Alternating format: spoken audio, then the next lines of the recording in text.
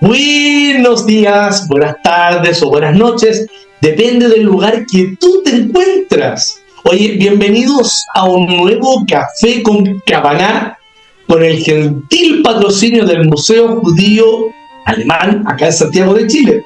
Oye, tengo un invitado fantástico, bueno, no sé, ¿qué más le podría decir? El rabino Alejandro Bloch. ¿Y de qué vamos a hablar hoy día? Del optimismo y la alegría del hasidismo. Así que bienvenido, Ale, muchas gracias por estar con nosotros y para poder conversar de este tema que es tan apasionante, que tiene que ver qué es el hasidismo y cuando nace este movimiento. Un poquito antes, si ustedes se fijan atrás, estamos aquí a 4 horas de Kiev, en Mitvigi, y Alejandro nos va a contar un poquito más de eso también. Así que nos vamos. Y bienvenido nuevamente, Ale. Muchas gracias, para mí es un placer compartir algo que amo y ojalá que sea también algo que recibe la gente con el cariño que lo vamos a compartir. Sabes que el pueblo judío tuvo a través de la historia diferentes momentos, diferentes movimientos, y en algún momento un movimiento surge para dar respuesta a algo que estaba en el ambiente pero que no se le podía poner nombre. El movimiento hasídico surge alrededor del año 1700, a mediados del año 1700, reunido en una figura mítica que es el Baal Shem Tov. A veces se pensó que ni siquiera existía el Baal Shem Tov hasta que se encontró, querido Roberto, una nómina donde la comunidad de Mesibov le pagaba el sueldo como cabalista in residence. Es una cosa muy extraña porque Baal Shem Tov era un título de alguien que era un sanador, iba de pueblo en pueblo como era él, y él reunió alrededor de sí mismo un grupo de jóvenes. Hay una teoría que eran no más de 20, pero hizo una revolución, la revolución más importante del pueblo judío en los últimos 200 años. O sea que estamos hablando de un movimiento que, si miramos a la fecha, 350, casi 400 años, donde nace este movimiento y se originan una serie de elementos adicionales. Hablamos un tiempito atrás de que hay dos escuelas, una la ucraniana y otra la polaca. Sería re bueno si podemos hablar un poquito de esto al principio, como poder darnos cuenta de cómo funcionan estas dos escuelas. Es interesante que antes Ucrania y Polonia formaban parte de una unidad política. Cuando esa unidad política se va desarmando, también empieza a tener características diferentes. El Baal Shem Tov empieza en lo que hoy es Podolia, cerca de Ucrania, y va extendiendo a través de sus discípulos su influencia. Roberto, en 50 años, este grupo de 20 personas llegó a conquistar el alma de la gran parte de los judíos de Europa, a tal punto que empieza con un poquito de shtíbalas, como se dicen en yiddish, casas de oración, y después en cada gran ciudad hay un núcleo hasídico, a tal punto que el Gaón de Vilna en el año 1772 empieza a preocuparse y escribe un decreto de excomunión, un jerem para ellos. La diferencia básica tiene que ver con el rol del Rebbe, del maestro. La escuela polaca es una escuela donde el Rebbe no hace milagros, donde el desafío es más personal y donde el desafío tiene que ver con la Torá de adentro, no con la Torá de afuera, sino con la Torá de adentro. Te voy a contar una enseñanza que se dice que existía en Kotsk. Dice, en Kotsk las mitzvot las hacemos en privado, pero las transgresiones las hacemos en público.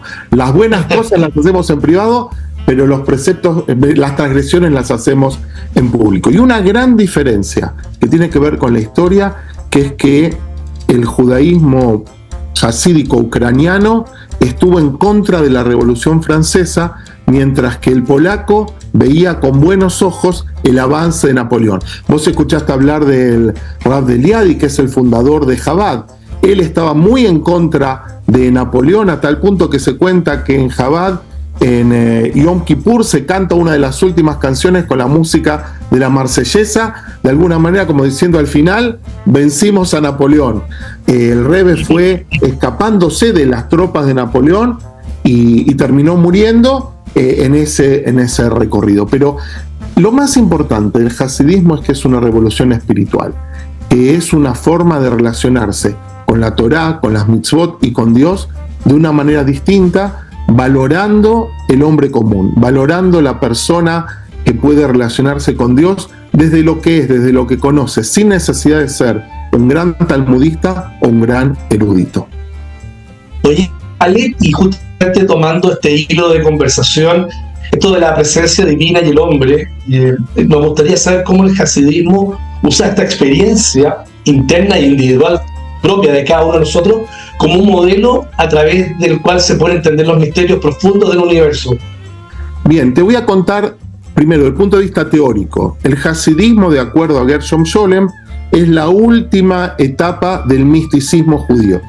Y misticismo quiere decir buscar la experiencia de la presencia divina en forma directa. O sea, sentir la presencia de Dios entre nosotros. Por eso una de las cosas que tratan de hacer los hasidim es entender que las mitzvot son los conectores con la presencia divina. Uno se pone los tefilín, o hace tzedaká, o va a la mikvá, y eso lo que hace es, voy a dar un ejemplo del mundo contemporáneo, nos hace conectarnos a la red donde está la presencia divina. Podés hacerlo con los tefilín, podés hacerlo con la tzedaká, podés hacerlo con estudiar, podés hacerlo con rezar, podés hacerlo con cada una de esas cosas, porque la palabra mitzvah, de acuerdo a la interpretación hasídica, tiene que ver con estar juntos, con conectarnos. Y voy a darte dos ejemplos de la vida cotidiana. Cuando nos tapamos con el talit para rezar, los hasidim lo que nos dicen es que nos tenemos que envolver con la presencia divina. O sea, la presencia divina ya no es un concepto abstracto, sino es una sensación inclusive en nuestro cuerpo. La segunda más bella es cuando entramos en la mikvá. En la mikvá nos damos cuenta que antes respirábamos normalmente y cuando estamos dentro de la mikvá nos damos cuenta que algo nos falta. También esa experiencia es la que nos permite adquirir comprensión de la presencia divina en todos los lugares. Una de las enseñanzas más bellas del Tanya, del libro de Chabad, es que hace hincapié en una palabra que nosotros leemos constantemente, que dice que Dios está Vayamaim mimal ve'alaretz mitachat ein od. Eso quiere decir, el cielo por arriba y la tierra por abajo, ein od quiere decir, se traduce, no hay otra cosa. Y los hasidim dicen, ¿qué quiere decir no hay otra cosa? Solo es Dios. Todo lo que hay es Dios. Lo que pasa es que nos tenemos que dar cuenta. Tenemos que abrir nuestros ojos y nuestra conciencia para poder percibir eso. Y por eso, para ellos, la Torá ya no es un libro de historia, no es que salimos de Egipto, no es que Abraham salió de Ur Kasdim, sino son todos procesos internos.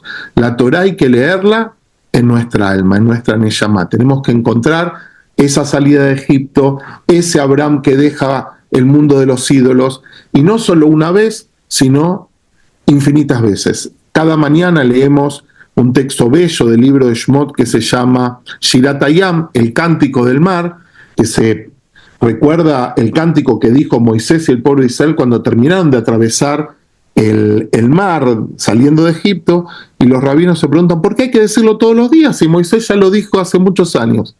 Y una de las respuestas más bellas es que todos los días tenemos que salir de nuestro Mitzrayim, todos los días tenemos que hacer un esfuerzo para alejarnos de Mitzrayim y acercarnos a la libertad, porque si no la esclavitud nos tira para atrás. Y eso es algo que nosotros podemos reconocer en la vida personal.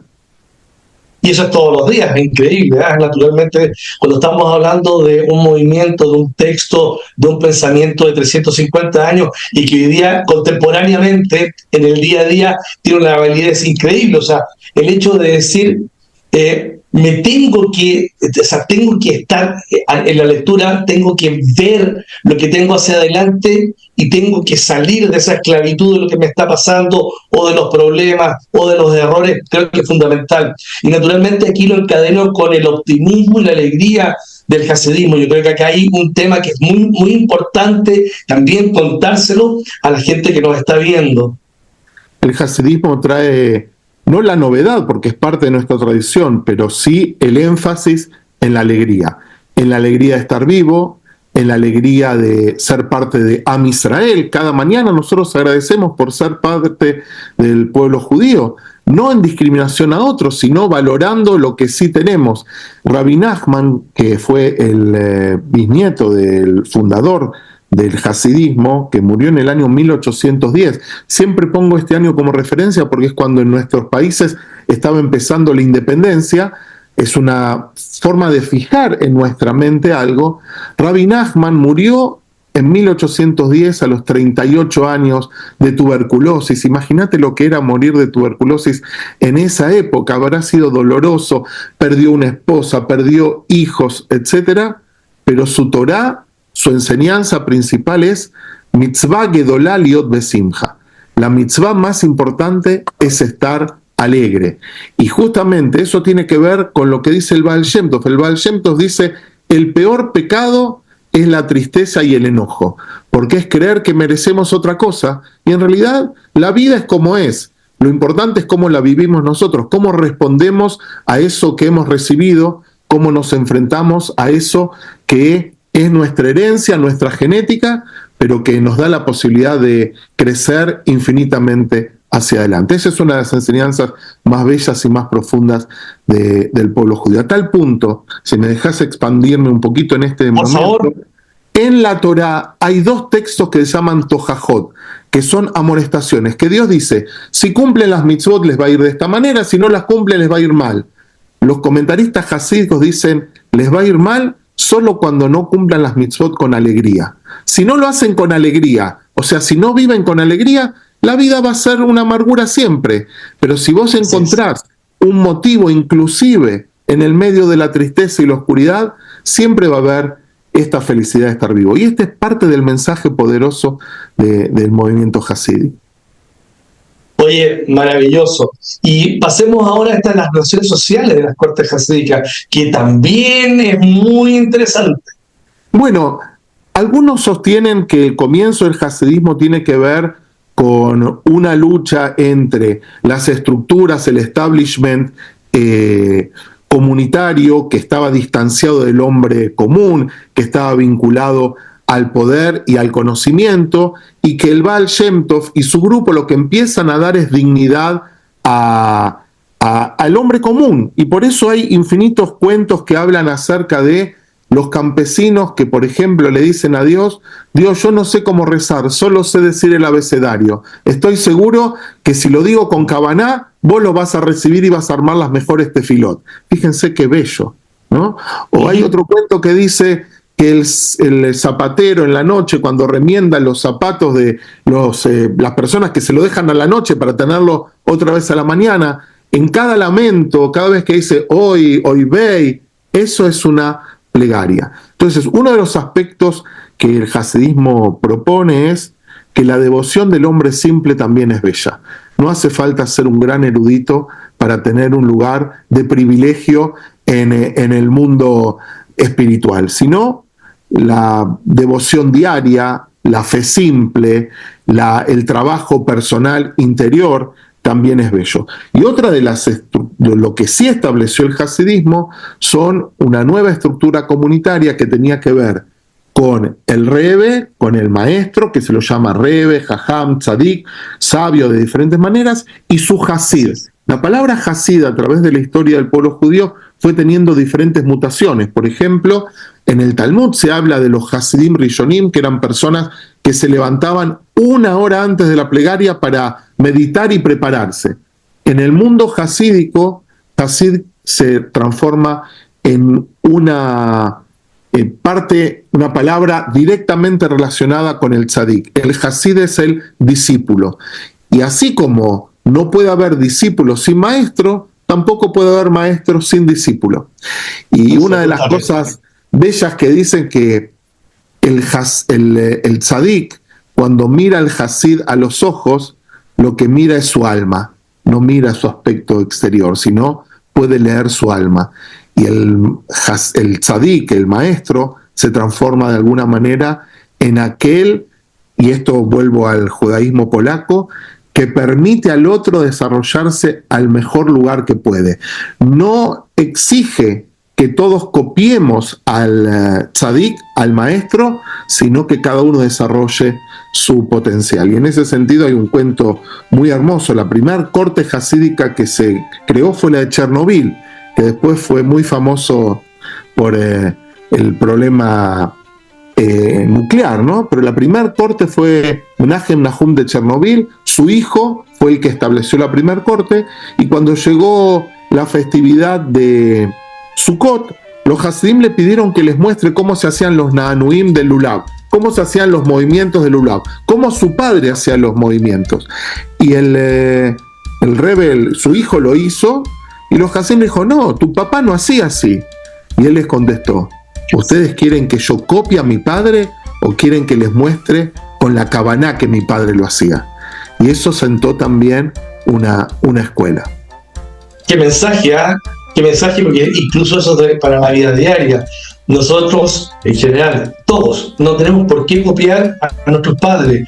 Tenemos que usar la Kavaná que nos entrega para desarrollar y ampliar aún más lo que estamos haciendo. Qué lindo, ¿ah? Porque estamos hablando, insisto, cuando uno habla del Rabbi Baal Shem Tov, estamos hablando de, nació en el 1698 y murió en 1760, o sea, estamos hablando de mucho tiempo atrás, y si nos colocamos contemporáneos, todo eso es lo que estamos usando hoy día, y lo seguimos profundizando, lo seguimos armonizando. Oye, vámonos a los elementos del hasidismo en la tradición de la Kabbalah, porque ahí hay harto también que poder contar. Eso es un tema muy extenso.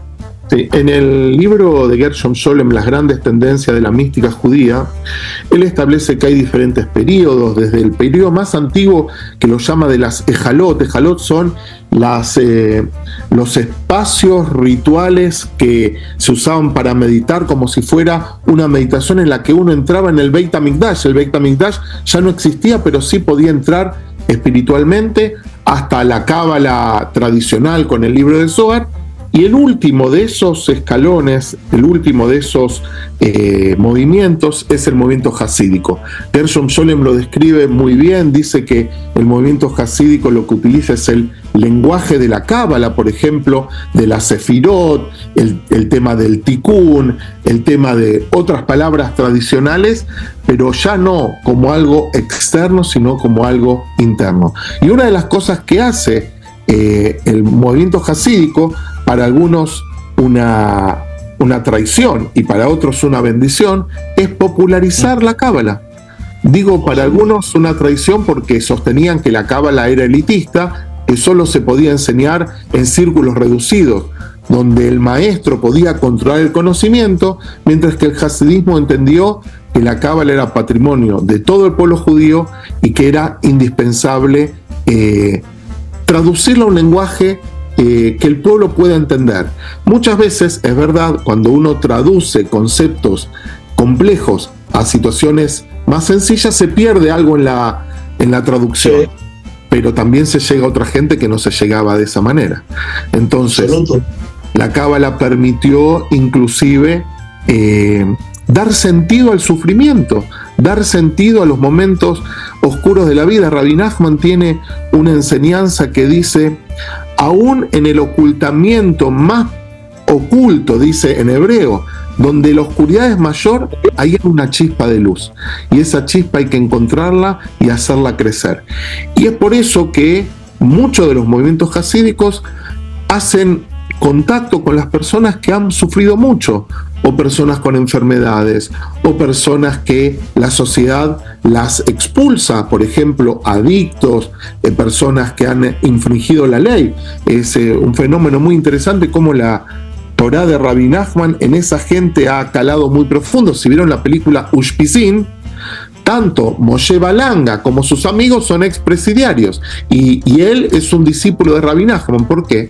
Porque Rabbi Nachman, basado en un texto que también decimos todas las mañanas, pero él le pone un énfasis diferente, dice: Elokai neshama shenatatavi, el alma que me entregaste es pura, y ese alma pura nunca se va a corromper.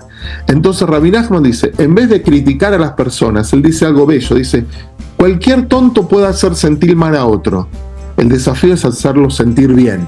Y hacerlo sentir bien es reconocer que a pesar de todas sus dificultades, puede encontrarse en él algo positivo y desde ahí sanar el resto. Entonces me parece que es un mensaje más que contemporáneo. Uno ve al movimiento jasídico como algo histórico y no, es algo que tiene un mensaje para hoy, para cada uno de nosotros en las diferentes circunstancias donde nosotros nos encontramos o a las que tenemos que enfrentar. Maravilloso. Oye, ya estamos casi al final, pero te quería decir algo que tú no te has dado cuenta y que naturalmente mirando el programa, y estoy embellecido con eso, dentro de la luz que tienes en el lugar que tú estás, hay un costado que pareciera ser como que la luz está bajando del cielo, y yo creo que acá hay un mensaje maravilloso que nos están entregando y que me gustaría que toda la gente que esté viendo, después de todo esto que hablamos, siga pensando en esto que estamos viendo, que se fue creado hace tanto tiempo atrás, pero que lo podamos usar contemporáneamente en nuestro día a día. Ravi, te quiero dar un gracias gigantesco. Creo que han sido unos minutos maravillosos donde hemos bajado a la tierra y hemos hecho contemporáneo algo que parecía tan antiguo.